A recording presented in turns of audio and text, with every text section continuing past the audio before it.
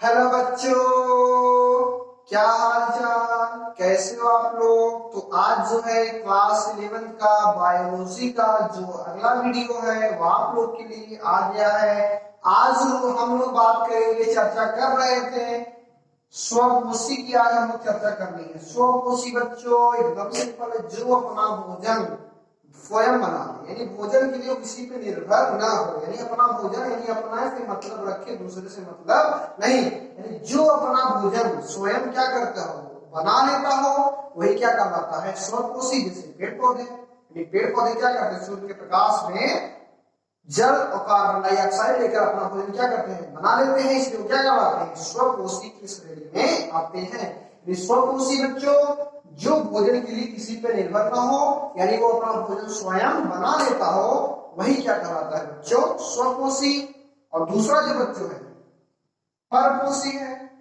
परपोषी बच्चों जो भोजन के लिए दूसरों पर निर्भर, यानी भोजन उसको तभी मिलेगा जब दूसरे के पास जाएगा, यानी दूसरे पे आश्रित होगा, यानी भोजन उसको करना होगा तो दूसरे पे बच्चों क्या होगा, आश्रित होगा, वह क्या कहलाएगा, परपोषी। और परपोषी में क्या आते हैं, जंतु आते हैं, और क्या मनुष्य आता है। कौन आते हैं, मनुष्य, क्योंकि ये भोजन के लिए दूसरों पर बच्चों निर्भर होते हैं। तो ये है, अगर जो 4 तक बात हो गया था पोषण तक। और 5वां बच्चों जो है उत्सर्जन, यानी एक्सेलरेशन क्या होता है, उत्सर्जन बच्चों क्या होता है, समझो। जब क्या होगा, पोषण होगा, पोषण होगा तो भोजन क्या होंगे, शरीर के विभिन्न भागों में पहुंच जाएंगे। जब बच्चों भोजन विभिन्न भागों में पहुंचेगा तो उसमें से कुछ क्या होगा, अपशिष्ट होगा। अपशिष्ट होगा जो शरीर के लिए क्या होगा, हानिकारक होगा। तो ये उत्सर्जन क्या करेगा, उस अपशिष्ट पदार्थ को शरीर से बाहर ले जाने का कार्य करता है। जैसे बच्चों यूरिया, और दूसरा अमोनिया। देखो जो यूरिया को बाहर निकालता है वह यूरियोटिलिक कहलाता है, और जो अमोनिया को बाहर करता है वह अमोनियोटिलिक कहलाता है। तो बच्चों क्या कर रहे हैं, उत्सर्जन क्या होता है, यानी जब, यानी पेड़ पौधे क्या, यानी सजीव जो होते हैं, सजीव पेड़ पौधे बाद हम सजीव की बात कर रहे हैं। जब सजीव भोजन करते हैं, पोषण करते हैं, तो भोजन जो होता है वह शरीर के विभिन्न भागों में पहुंच जाता है। शरीर के पोषण करेंगे, शरीर के विभिन्न भागों में क्या पहुंचेगा, भोजन। उस भोजन में क्या होंगे, कुछ अपशिष्ट पदार्थ होंगे। उस भोजन में क्या होंगे बच्चों, कुछ अपशिष्ट पदार्थ होंगे। तो वही कार्य में आएगा उत्सर्जन। जब अपशिष्ट पदार्थ में आएंगे तो किसका वर्क आएगा, उत्सर्जन। उत्सर्जन क्या करेगा, उसी अपशिष्ट पदार्थ, उत्सर्जन क्या करेगा, उसी अपशिष्ट पदार्थ को शरीर से बाहर निकाल देगा। वही अपशिष्ट पदार्थ शरीर से क्या कर देगा, बाहर निकाल देगा। जैसे किसको बाहर निकालता है, यूरिया को निकालता है, और किसको निकालता है, अमोनिया को निकालता है। आगे समझ में आप लोग को।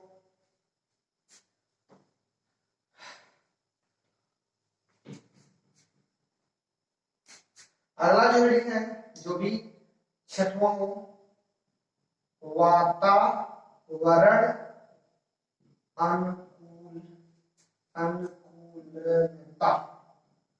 वातावरण मतलब पेड़ पौधे क्या होते हैं, यानी सजीव, सभी सजीव वातानुकूलित होते हैं, यानी सभी जो सजीव होते हैं वो क्या होते हैं, वातानुकूलित। मतलब यानी जैसा वातावरण होगा स्वयं को उसी में क्या कर लेते हैं, ढाल लेते हैं।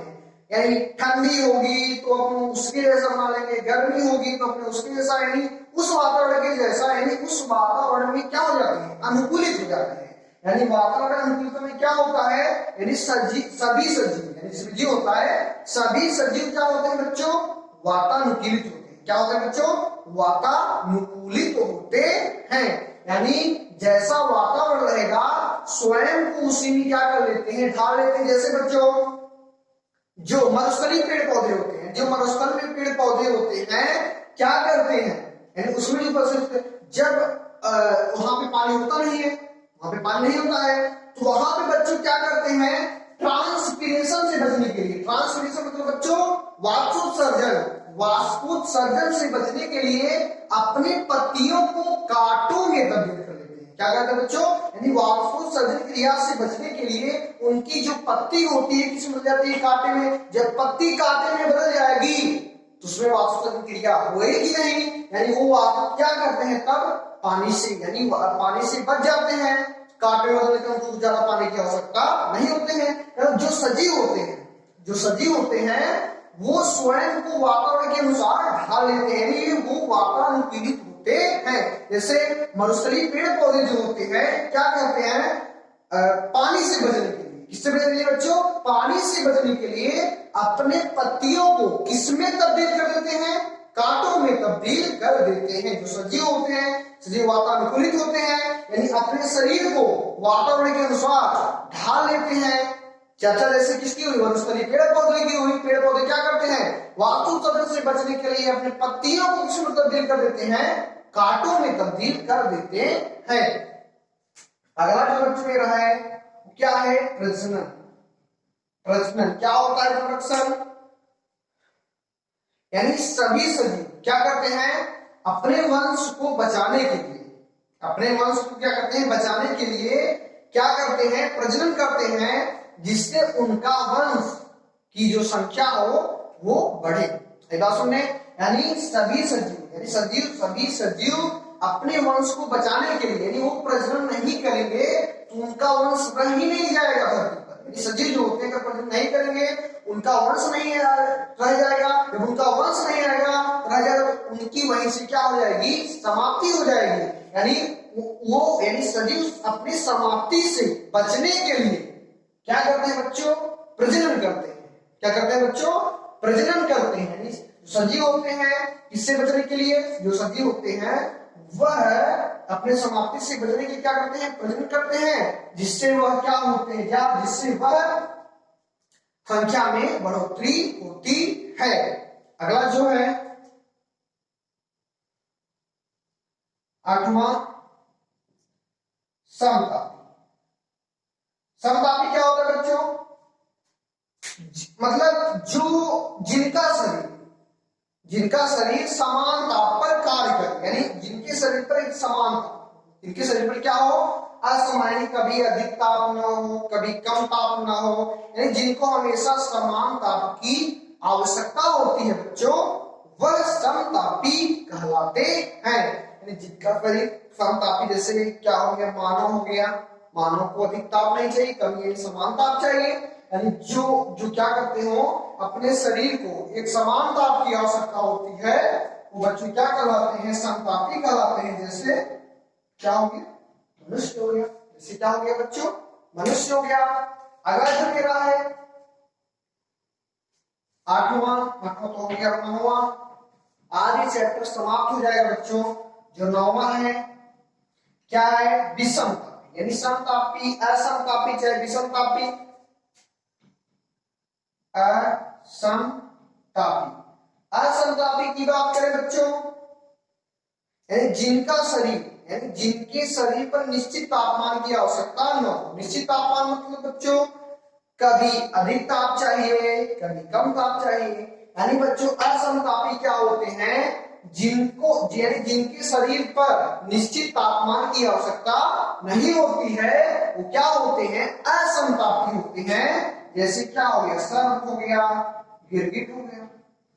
इन सबको कभी कम ताप चाहिए कभी अधिक ताप चाहिए, एक समान ताप नहीं चाहिए। और जिनको एक समान ताप नहीं चाहता वो क्या कहलाते हैं, असमतापी। जैसे क्या हो गया, सर्प हो गया, गिरगिट हो गया। अब जो लास्ट रीडिंग इस चैप्टर का, कोशिका। क्या बच्चों, कोशिका।